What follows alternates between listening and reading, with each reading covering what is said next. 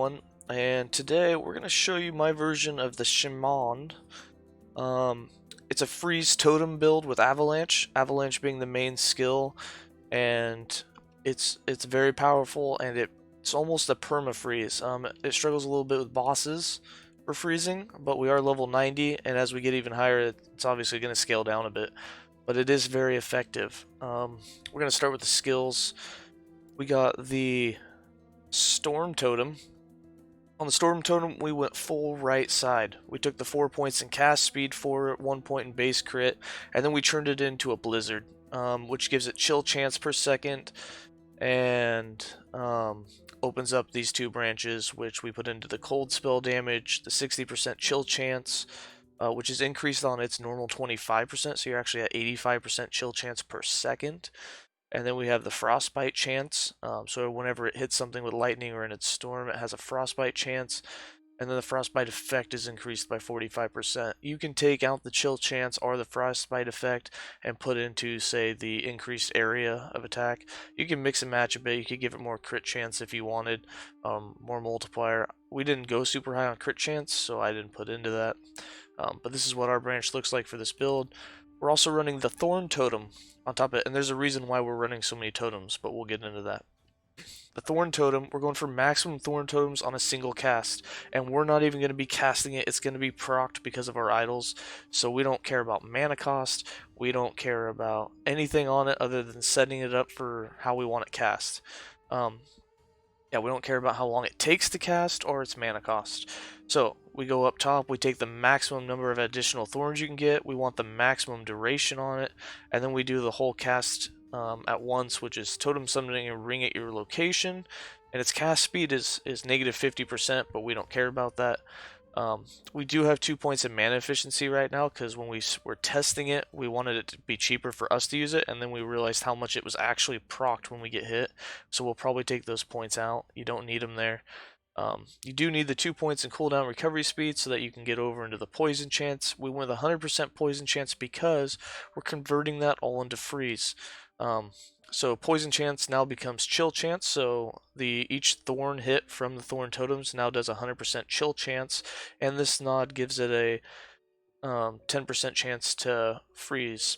Over here we have the freeze rate multiplier plus 25% and another additional 5% freeze rate multiplier for each point of attunement. Currently on this build we have 44 points of attunement. You can get way more. Our gear's not fully optimized, but that 44 points gives it 220% more freeze rate multiplier. That's a huge amount. Our totems freeze like crazy. Then we have Ice Thorns, again, for freezing. We're going to set this up on a keybind, so it's auto casting. So we have insta-cast.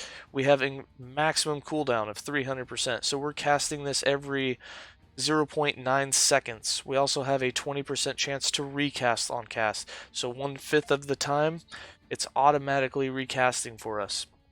And then the most important part is these two nods up here. You want this cold and freeze rate multiplier, so you get plus 5 damage on hit, or plus 5 cold damage with hits, and you get a 200% freeze rate multiplier. That's really nice for making it help freeze enemies around you because you're casting it so often. There's a very high chance to freeze. And then most importantly, since we're a completely cold build with freeze, is up here is your Ice Thorns usage to gain you a stack of Farwood Heart for 4 seconds. Since it's keybound and it's automatically going, you're always going to have 4 stacks of this.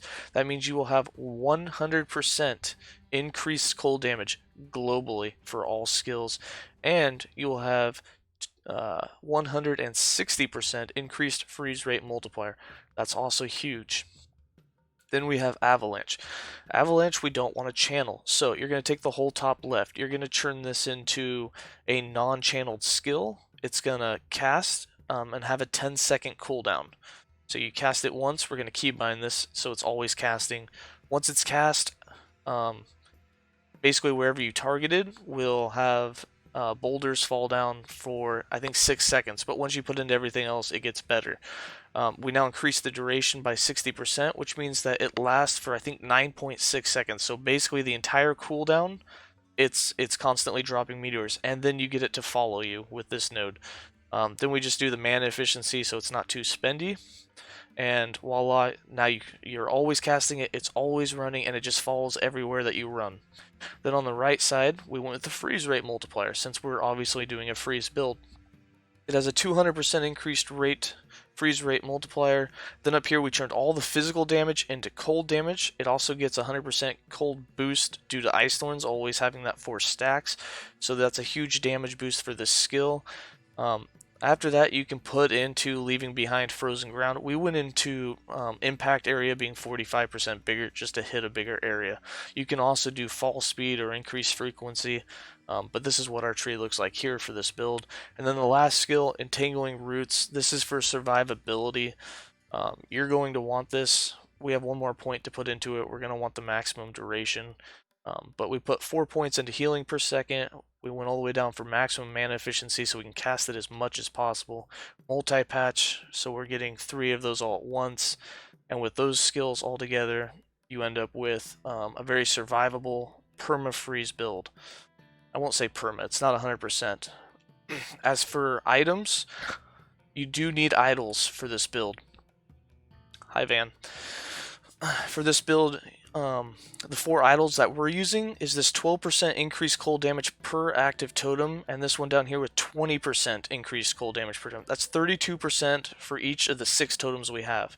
It's 180% more cold damage just for having our 6 totems active, and 5 of those totems is always going to be procced because, like this says on it, you have a 7% chance when you're hit to summon Thorn Totem. And then we have another one here at the bottom is another 10% chance. So every time you're hit, there's a 17% chance to automatically cast the Thorn Totem, which procs a lot because you get hit a lot, you're the only target. This one down here also gives increased spell damage if you have active Totem, and then this one gives 54% more spell damage. Also comes with a 6% chance to cast Avalanche Boulder at a nearby enemy on a melee attack. We don't do melee attack, so that one's useless. You could optimize and get a better roll with something. Then when we get to our items, I'm just going to hover over them, but basically what we went for was health, and we didn't really optimize, so that's basically all we have on a lot of ours. We also have some leech life, but mostly just health on everything. I'll hover on each one for a second. You want to put attunement on everything that you can. Attunement really helps. Here's our ring, belt, chest. You don't have to do a 2-handed staff. You can do a shield and a 1-handed like prophecy wand with mana regen and spell damage. But right now we're just running the 2-handed wand because we could. And our character stats here, we have over 100% glancing blow. We do not have 100% critical strike avoidance, but we do have 28%. And as you can see on the damage stats, so currently we're running 420% base spell, 120% spell damage, and only 85% cold. But here's what happens when you actually have your totems out. We now have 420 spell, 450 spell damage, and 277 cold. And once you get your Ice Thorns going, you actually get even higher than that. We can get up to, looks like 377. Now for the passive tree. On our passive tree, we're running the 8 points of attunement down low, our increased physical, our increased cold damage, that's the one we're after, and then we have increased spell damage. That gets your 20 points in. We have 5 points in Druid, just so that we can get entangling roots. We put it into mana and attunement. Attunement, obviously, a good thing to put into. And then 79 points into Shaman. We're only level 90, so there's 10 more points you could put somewhere else at the end of this. But on our way up this tree, we put 2 points into health regen when we have an active totem. Obviously, we're always going to have an active totem, so that helps. We also put 8 points into Attuna and mana regen. You need your mana. Then we jumped right up to this increased cold damage. We have increased chill and freeze rate, and then the most important is right here, 10 points into Heorot's path for 300% freeze rate multiplier. That's huge. And then the 2 most important thing with the 6 totems that we're running is your increased 50 increased elemental, necrotic void, and poison protection for each totem. So with 6 totems you get 300 elemental and all your protections except armor. And then up above you get 240% more spell damage for having 6 totems.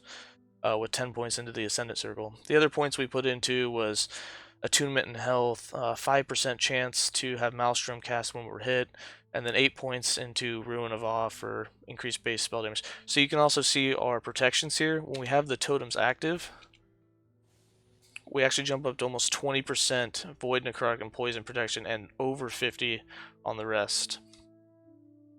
And that's the build with it. Here's how we run it. We're going to keybind our thorns and keybind our avalanche. And then you'll see that the thorn totems are pretty much procced, almost like, see how they're bouncing around everywhere? That's not us casting them. That's just us getting hit. We're just always casting them. So you just want to make sure the storm's going and you got roots healing you. And we're lagging.